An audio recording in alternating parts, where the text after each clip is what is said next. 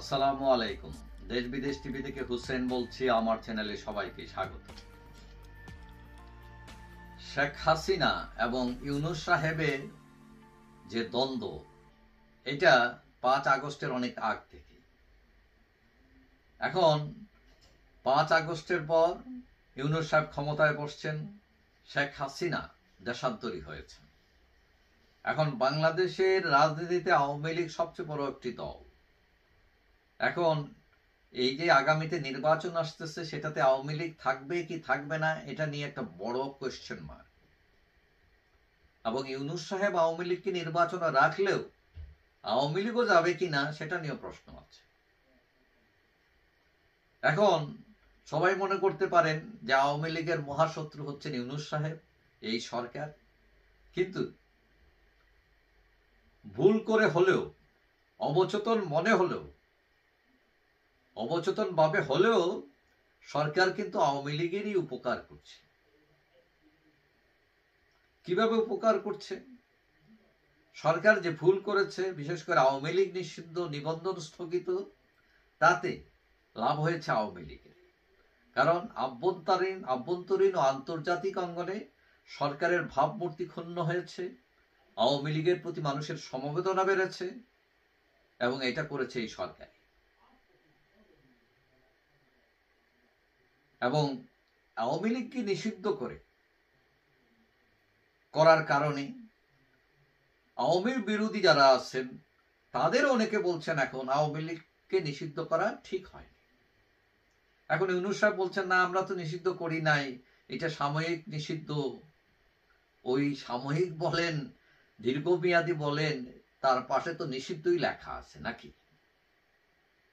মানে এইসব তকমা তো আর বেশি চলবে না বেশি দিন। এটা ছাড়াও সরকার এই যে আওয়ামী লীগকে দমাতে গিয়ে মবকে উৎসাহ দিল, অথবা মবের ব্যাপারে নীরবতা পালন করলো, যারা মব সৃষ্টি করলো তাদেরকে না ধরে বরং তাদের কেউ কেউ পুরস্কৃত হলো, বাহাবা পেল, এবং তাতে সরকার খুব একটা লাভ যে করলো তা না, বরং লাভ হয়েছে কিন্তু আওয়ামী লীগের।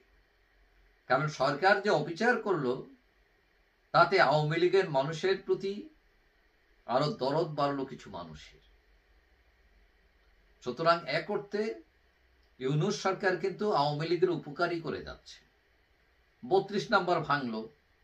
এখন ৩২ নাম্বার এটা তো শুধু কোনো বিল্ডিং না, এটা মুক্তিযুদ্ধের স্থাপনা। এবং মুক্তিযুদ্ধের স্থাপনা যারা ধ্বংস করলো, যারা এই ধ্বংসকে সাপোর্ট করলো, আপনারা কি মনে করেন দেশের মানুষ এটা খুশি মনে নিচ্ছে? এটা অপকর্ম হিসেবে নিয়েছে। এবং এই অপকর্মের সাথে যারা জড়িত এবং যারা এটার সাপোর্ট করেছেন, যারা এটার বিচার করেননি, তারা এই সরকারের মধ্যেও আছে। এবং সরকারের এই অপকর্মের কারণে কিন্তু লাভ হলো কার? আওয়ামী লীগের। এখন আমরা দেখলাম গতকাল বিএনপি নেত্রী রুমিন ফারহানা, তিনি নিজেও বলছেন যে আওয়ামী লীগ এমনিতেই নির্বাচনে যেত না, কারণ তারা এত বেশি অপরাধ করেছে, অপকর্ম করেছে, তারা জানে তারা নির্বাচনে গেলে ভোট পাবে না। সরকারের দরকারই ছিল না আওয়ামী লীগকে নিষিদ্ধ করা, বরং আওয়ামী লীগ নিষিদ্ধ করে সরকার আওয়ামী লীগের উপকারী করল। এটা বিএনপির নেত্রী রুমিন ফারহানা বলছেন। এখন আওয়ামী লীগ একটা ছুতো করে নির্বাচনে কিন্তু সে নাও যেতে পারে, এবং এই ছুতোটা কিন্তু সরকারই তৈরি করেছে অলরেডি। এখন আওয়ামী লীগ যদি নির্বাচনে না যায়, তাহলে সে নির্বাচন একতরফা নির্বাচন বললে মানুষ সেটা মানবে। বাস্তবতা হলো আওয়ামী লীগ কিংবা বিএনপি এর যে কোনো একটি দল যদি নির্বাচনে না থাকে, তাহলে সেই নির্বাচন গ্রহণযোগ্য হয় না, সেই নির্বাচন প্রশ্নবিদ্ধ হয়, এবং সেই নির্বাচন প্রহসনে পরিণত হয়। এবং আমরা আগেও দেখেছি যে আওয়ামী লীগ বিএনপিকে না নিয়ে যে নির্বাচন করেছিল, যেটাকে বলা হচ্ছে রাতের ভোট, সেই নির্বাচন কিন্তু গ্রহণযোগ্য হয় নাই। এখন একই স্টাইলে সরকার একই দিকে যাচ্ছে, এবং সম্ভবত আওয়ামী লীগ এই নির্বাচনে অংশগ্রহণ করবে না, এবং পরবর্তীতে আওয়ামী লীগ বলবে এটা একতরফা নির্বাচন, এটা গ্রহণযোগ্য না।